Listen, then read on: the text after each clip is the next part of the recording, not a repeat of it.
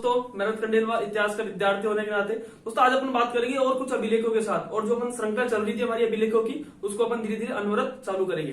दोस्तों आज अपन बात करेंगे कि बड़वा का अभिलेख यानी बड़वा यूप अभिलेख। दोस्तों ये कहां पर, ये स्थान है कोटा, वहां पर ये बड़वा गांव कौन सा है, बड़वा, और कोटा में एक स्थान है, वहां से ये जो यूप है वो अभिलेख मिला है। तो यूप का मतलब होता है कि एक प्रकार से गोल स्तंभ, आप कह सकते हो कि इसका एक प्रकार से क्या है, गोल स्तंभ। दोस्तों 238 से 239 ये ईस्वी का ये जो अभिलेख है। दोस्तों इसमें जो यूप मिला है, एक प्रकार 3 लेख मिले हैं इसमें। यूप कितने मिले, 3 लेख मिले हैं, और जो यूप नहीं होता है एक प्रकार से गोल स्तंभ। दोस्तों इसकी भाषा संस्कृत लिपि को हम देखते हैं कि भारत में कहीं भी लिपि हो तो ब्राह्मी लिपि हमेशा उस पर टिक करना है दोस्तों, हमेशा अधिकतर में। और राजस्थान में सीधी सी बात है, भारत किसमें आता है, राजस्थान किसमें आता है, भारत में आता है, तो लिपि कौन सी, ब्राह्मी लिपि। फिर दोस्तों अगला है कि इसके अंदर जो मुख्य बात है कि कौन सी इसके अंदर मुख्य बात है, तो दोस्तों पहली बात है कि इसके अंदर मोखरी जो वंश है उसके शासकों का इसके अंदर वर्णन मिलता है। और हम देखते हैं कि जो मोखरी वंश है उसका ये जो एक तो प्राचीन अभिलेख है और पहला अभिलेख भी इसको माना जाता है। यानी बड़वा जो अभिलेख है मोखरी वंश की जो शासकों की जो उपलब्धि है या उनके जो बारे में उनकी सबसे पहले जानकारी किसमें मिलती है, बड़वा या यूप अभिलेख में। तो दूसरी बात यह है कि इसके अंदर जो बल एक नाम का कोई एक राजा था, उसके यहाँ पे एक बताया गया है कि इसके अंदर तीन इसके पुत्र थे, यानी तीन राजाओं के बारे में इसके जिक्र किया है। यहाँ पे एक महासेनापति नाम का भी कोई उपाधि नाम का जिक्र मिलता है, और उसमें बताया गया है कि बलवर्धन, सोमदेव, बल सिंह 3 राजाओं ने यहाँ पे 3 राग यज्ञों का संपादन किया था। तो दोस्तों ये था बड़वा यूप अभिलेख। बड़वा यूप अभिलेख एक कोटा में एक जगह बड़वा, वहां से मिला है, एक प्रकार का यूप है। 238 से लेकर 239 ईस्वी का ये अभिलेख है। दोस्तों सबसे इंपॉर्टेंट बात यह कि इसमें मोखरी जो वंश है उनके जो शासकों की उपलब्धियों का वर्णन मिलता है। और सबसे इंपॉर्टेंट बात यह है कि इसमें ये प्राचीन भी है, और मोखरी वंश का जो पहला जो उल्लेख मिलता है, वो पहला जो अभिलेख है वो यही है, बड़वा यूप का अभिलेख। दोस्तों दूसरी बात इसके अंदर यह है कि इसमें यूप कितने, 3 यूप इसके अंदर।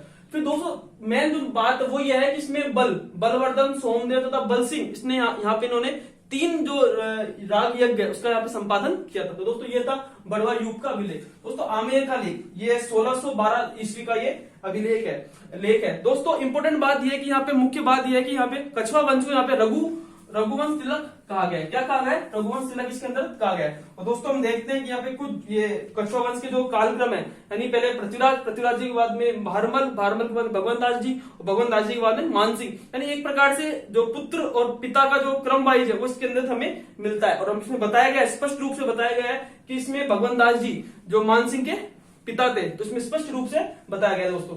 तो तीसरी बात यह है कि जो मानसिंह था, मानसिंह ने जो जम्मू रामगढ़ है, वहां जम्मू रामगढ़ में एक दुर्ग और वहां पे एक बाग का निर्माण करवाया, साथ में वहां पे एक कुआं का भी वहां पे इसमें निर्माण करवाया। दोस्तों इंपोर्टेंट है आमेर का लेख, यानी कब का है, 1612 ईस्वी का है। और जो यहाँ पे 3 मुख्य बातों का जिक्र किया गया है, एक तो है कि कछवा वंश को रघुवंश तिलक कहा गया है, और दूसरी बात यह है कि पृथ्वीराज, भारमल, भगवंत दास और मानसिंह, इसमें इनका जो क्रम वाइज मिलता है। तो तीसरी बात यह है कि मानसिंह ने यहाँ पे जम्मू रामगढ़, दुर्ग तथा कुआं और बाग के निर्माण का भी यहाँ पे इसके अंदर उल्लेख मिलता है दोस्तों।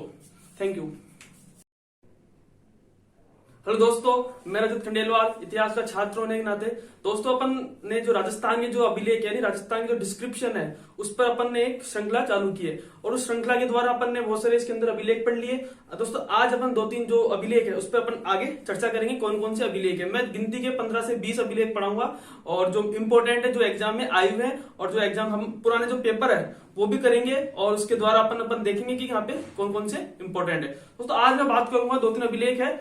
आज है अपन दोस्तों चीरवा का अभिलेख। तो चीरवा है एक जगह है दोस्तों, कहां पर है वो, उदयपुर के अंदर ये एक जगह है। और दूसरी बात दोस्तों ये कब का है, 1273 ईस्वी का ये जो अभिलेख है। इसकी दोस्तों इसकी भाषा कौन सी है, संस्कृत। कौन सी भाषा है इसकी, भाषा कौन सी है, संस्कृत इसकी भाषा है। और जो दोस्तों ये 4 इंपॉर्टेंट चीज इसके अंदर ध्यान रखना है, इसमें कौन कौन से 4 इंपॉर्टेंट। तो इसका शिल्पी है दोस्तों, ये देलण इसका शिल्पी था, और जो रचना इसने की थी वो था रत्नप्रभ सूरी, इसके रचनाकार थे। और जिसने उत्कीर्ण किया था वो थे पार्श्वचंद्र, इसके उत्कीर्ण करता थे। और जो खोदा था वो किसने खोदा था, केडी सिंह ने इसको खोदा था। दोस्तों ये इंपॉर्टेंट है, किसने किया, शिल्पी कौन थे, देलहन, रचना रत्नप्रभ सूरी, उत्कीर्ण करता पार्श्वचंद्र थे, और खोदा किसने था, केडी सिंह ने इसको खोदा था। दोस्तों इसमें जो मुख्य बातें मिली है वो हमें मुख्य जो बातें मिली है वो मिली दोस्तों बप्पा रावल से लेकर समर सिंह तक इसके अंदर जानकारी मिलती है। कहां से लेकर, भुइल वंश का जो बप्पा रावल है उससे लेकर समर सिंह तक की इसके अंदर जानकारी मिलती है। अब दोस्तों इसके अंदर नाम भी दिए गए कौन कौन से इसमें जो इंपोर्टेंट है। दोस्तों बप्पा रावल है ही, पदम सिंह है, तेज सिंह है, जयतिर सिंह है और समर सिंह है, इनके नाम मिलते हैं। और हमको पता चलता है अभिलेख से कि जयतिर सिंह, तेज सिंह और समर सिंह थे, इनको एक पराक्रमी शासक इसके अंदर बताया गया है। दोस्तों अब दूसरी इंपॉर्टेंट जो बात है, पहली तो थी दोस्तों कि बप्पा रावल से लेकर समर सिंह तक इसकी जानकारी मिलती है। दोस्तों दूसरी बात यह है कि जो 13वीं सदी था, तो 13वीं सदी के अंदर इसमें 3 बातें बताई गई है 13वीं सदी की। एक तो बताई गई इसकी ग्राम व्यवस्था के बारे में बताया गया कि कैसी उस समय ग्राम व्यवस्था थी, एक सामाजिक व्यवस्था के बारे में बताया गया है कि उस समय सामाजिक व्यवस्था कैसी थी, और एक तीसरी धार्मिक जीवन के बारे में इसके अंदर बताया गया है। तो सबसे इंपॉर्टेंट चीज है कि इसके अंदर सती प्रथा का भी जानकारी इसके अंदर मिलती है। कहाँ पे? जो चीरवागा अभिलेख के अंदर। कहां पर दोस्तों? उदयपुर के अंदर 1273 ईस्वी का ये है। दोस्तों तीसरी बात जो हम देखते हैं, जो पाशुपत जो योगी है, कौन? जो पाशुपत योगी है, और हम देखते हैं जो पाशुपत संप्रदाय था, जो पाशुपत संप्रदाय उसके प्रवर्तक कौन है? लकुलिश माने जाते हैं, और एक शैव धर्म का एक संप्रदाय माना जाता है। और हम देखते हैं कि जो पाशुपत संप्रदाय के योगियों का एवं मंदिरों की इसकी व्यवस्था का भी वर्णन इसके अंदर मिलता है। दोस्तों तीसरी बात कौन सी? पाशुपत योगियों एवं मंदिर की व्यवस्था का इसके अंदर वर्णन मिलता है।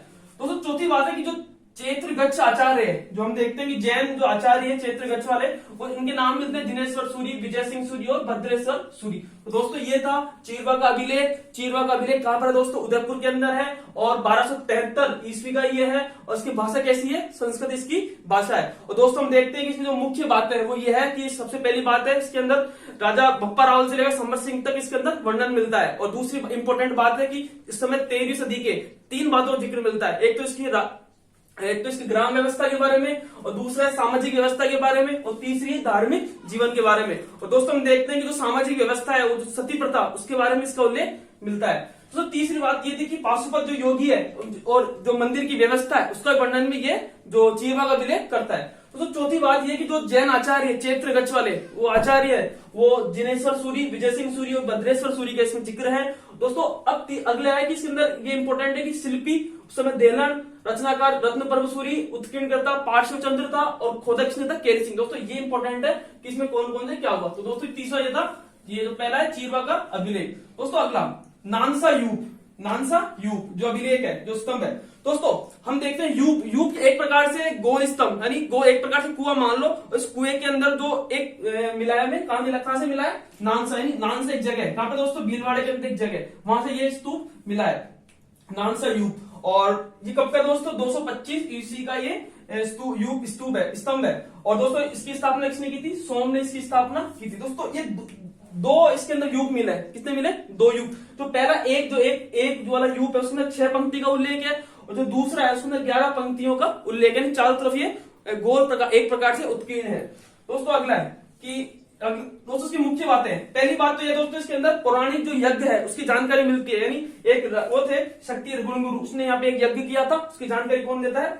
नानसा यूप का, या नानसा यूप जो स्तंभ है वो हमें जानकारी देता है। तो दूसरी बात यह कि इसमें क्षत्रपों के राज्य विस्तार की भी जानकारी मिलती है। किसके? क्षत्रपों के जो राज्य विस्तार है उसकी भी जानकारी मिलती है। और हम देखते हैं कि जो क्षत्रप प्रणाली है, वो हम देखते हैं कि उस समय नेपाल शासक जो उन्होंने स्टार्ट की थी, क्षत्रप जगह जगह भेजे थे, हर प्रांत में एक क्षत्रप होता था, मां क्षत्रप होता था। तो उसी तरह यहाँ पे इसकी जानकारी मिलती है। किसके अंदर दोस्तों? नानसा यूप, यानी इंपॉर्टेंट दोस्तों कि एक प्रकार से गोल स्तंभ था ये, यूप यानी कुआं एक प्रकार से मान सकते हो आप। स्थान भीलवाड़ा, वर्ष 225 ईस्वी का था, इसकी स्थापना सोम ने की थी। और दोस्तों हम देखते हैं कि इसमें जो मुख्य जो मेन बात है, ये एक तो है कि इसके अंदर पौराणिक जो यज्ञ है उसकी जानकारी मिलती है। एक नाम, एक शक्ति गुणगुरु नाम का एक जो जिसने यज्ञ किया था। दोस्तों अगला है कि इसमें क्षत्रपों के राज्य विस्तार की भी जानकारी मिलती है।